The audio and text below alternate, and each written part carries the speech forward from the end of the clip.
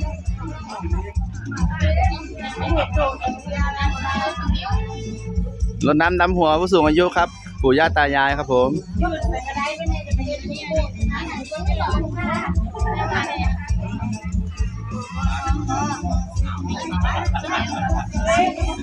หน้าแล้วเลย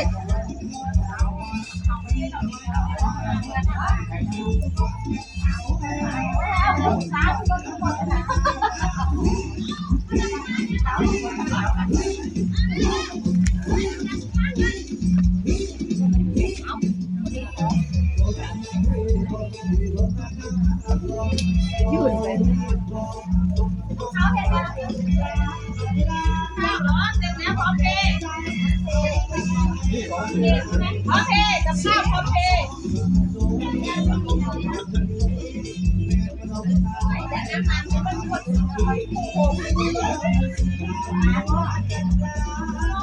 ช่องนั้นก็ฮอดมือฮอดงานแบบอันนู้นนะงานเดี๋ยวนั่นนะงานให้ขบวนคือเข้าแน่ทุกคนลูกหน้านวดให้เราแบบลูกนะแม่เห็นว่าให้เรา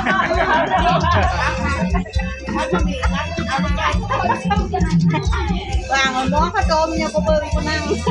ข้าโจมไปจะดีกูด่า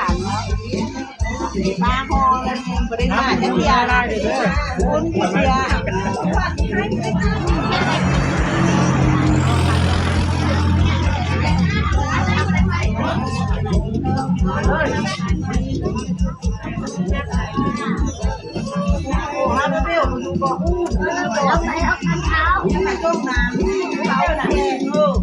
เนี่ยมีเลย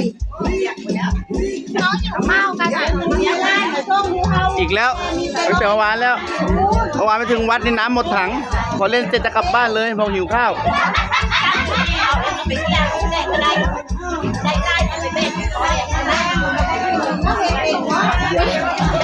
แต่ฝั่งนี้สูงมากก็สวยสุด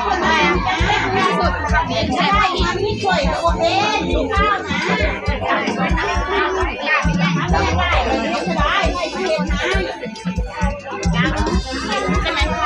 กราบแล้วเหรอลูกเดี๋ยววิ่งทำอะไรแม่ห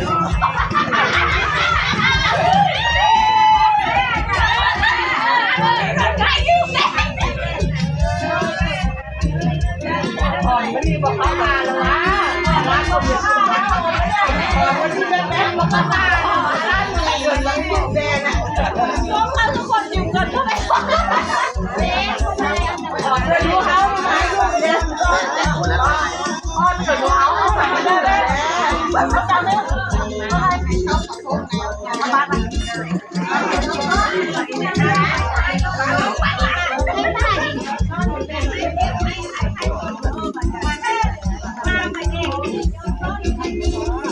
เด็กเล่นปืนนะครับเด็กเล่นปืน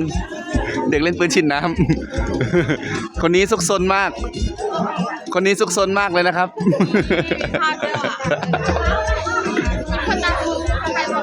พ่อถ่ายไว้หยุดเลยน่าจะได้อยู่10 ล้านวิวอะถ้าได้ที่แบ่งที่เธอคนแรกนะประตามเงียบเลยนะ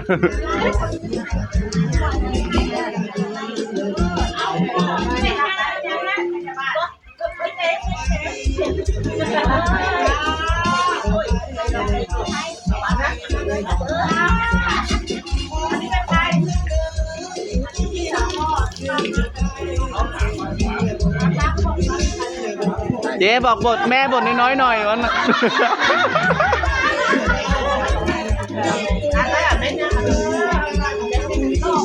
เจ๊ปอบอกว่าตาบทน้อยๆหน่อยวันบทน้อยๆหน่อย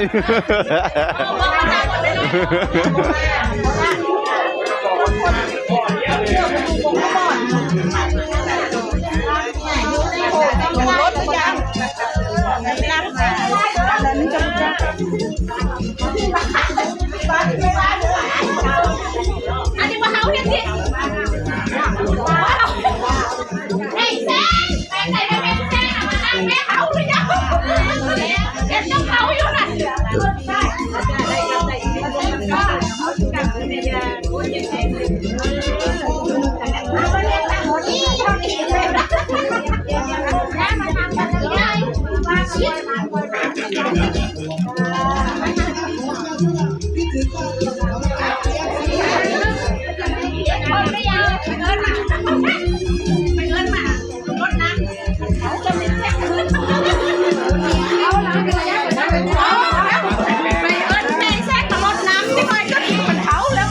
ใช่